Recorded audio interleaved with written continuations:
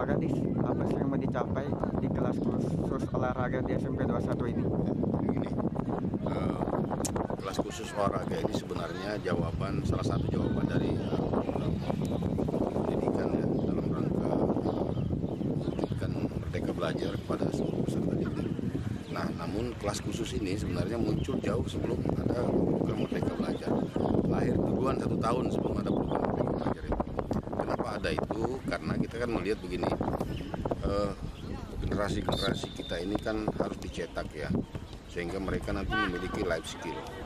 Nah, tempat paling banyak berkumpulnya anak-anak usia dini atau usia SD, SMP itu adalah di sekolah gitu ya. Nah, kenapa kita tidak manfaatkan tempat berkumpul itu sebagai wadah mereka untuk berlatih? Bukan saja pada bidang olahraga, ya, juga bukan saja pada bidang sains atau akademik atau seni budaya. Nah, selama ini kan sekolah ini kan terkesan pelajaran. Padahal ada bakat dan minatnya peserta didik yang tidak ditangani oleh sekolah. Nah, dengan munculnya kelas khusus ini tujuan kita itu adalah bagaimana bakat minat peserta didik itu tersalurkan. Nah, seperti di SMP 21, di situ ada 5 cabang olahraga. Tahun ini kita akan tambah dengan panahan ya. Kemudian mudah-mudahan bisa tambah lagi dengan menembak ya, menembak. Apa iya setelah lulus mereka sekolah lanjutan, terus mereka kuliah semua? Tidak juga. Oke lah, setelah kuliah, umpamanya kuliah gitu. Apa setelah kuliah dia bisa langsung bekerja? Tidak juga. Tidak ada orang yang bekerja ketika dia tidak memiliki sebuah kemampuan. Nah, padahal di Penajam Pasir Utara ini kan banyak anak-anak yang berbakat ya. Artinya kita anak bola kita ada yang ke nasional dan lain-lain. Nah, setelah berjalan 2 tahun kegiatan ini ternyata efeknya sangat signifikan ya. Kalau untuk kejuaraan junior tinju kita bisa juara umum di Kaltim ya. Kemudian di kejurnasnya juga kita bisa meraih medali perunggu. Siapa dia? Dia adalah anak SMP gitu ya. Anak SMP yang bisa mengalahkan anak-anak SMA, sekelas anak SMA gitu. Nah, artinya begini, sama juga dengan akademik, sama juga dengan pelajaran, harus ditangani oleh guru-guru yang profesional. Nah, harapan kita ke depan mereka ini juga akan berlanjut pada jenjang pendidikan lebih tinggi dan ditangani lagi sebagaimana sport science itu untuk mencetak atlet itu untuk tingkat dasar itu minimal dia harus berlatih 6 jam.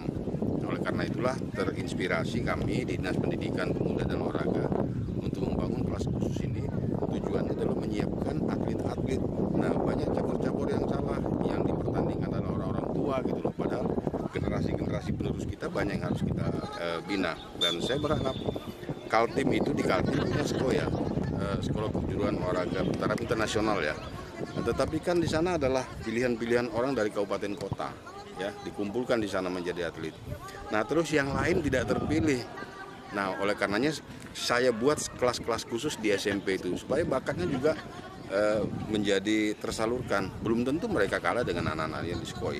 Salah satu target kita bagaimana kita bisa mensejajarkan diri dengan sekolah yang ada di provinsi yang statusnya sekolah khusus dan tarafnya internasional, bisa kita imbangi dengan hanya kelas khusus ya, kelas khusus, bukan sekolah khusus, kelas khusus, tapi bisa berprestasi yang minimal sama. Kita bisa lihat anak sepak bola kita mulai dari usia 13 kita didik sampai di usia 15, 16 dan seterusnya dan kita di Kaltim cukup berprestasi untuk itu ya. Namun yang terpenting adalah bagaimana mendidik anak-anak kita itu dengan menyalurkan bakat dan minatnya, itu penting itu. Karena pembelajaran di sekolah itu adalah pembelajaran yang menyenangkan. Bagaimana mungkin anak-anak mau ke sekolah? Kalaupun ke sekolah pasti terpaksa kalau tidak menyenangkan. Oleh karenanya beberapa cabang olahraga lagi, bukan hanya di SMP 21, kita buka lagi seperti pusat pelatihan hoki ya di SMP 5 seperti itu. Sehingga anak-anak kita ini lulus sekolah itu punya kemampuan, punya skill, punya life skill, sehingga dia bisa hidup nanti di masyarakat dengan kemampuan yang dimilikinya. Selanjutnya pelatih-pelatih yang nangani itu seperti yang di belakang ini kan juga pelatih-pelatih yang sudah nasional ya, minimal kami pakai pelatih minimal nasional gitu ya. Dan mereka ini sudah B ya, sudah B untuk pelatih bolanya. Pelatih tinjunya juga seperti itu. Pelatih itu juga mantan petinju Kaltim ya, tinju amatir Kaltim. Kemudian taekwondo juga kelasnya luar biasa, sampai ada yang wasit internasional dan lain-lain. Panahan kita lagi naik tahun ini ya. Kemudian insya Allah menembak juga kita akan masukkan di situ. dan harapan kita ke depan anak-anak ini akan tersalurkan di sekolah lanjutan menengah kelas 1 di SMA. Kita akan koordinasi dengan Dinas Provinsi Kalimantan Timur. Terima kasih.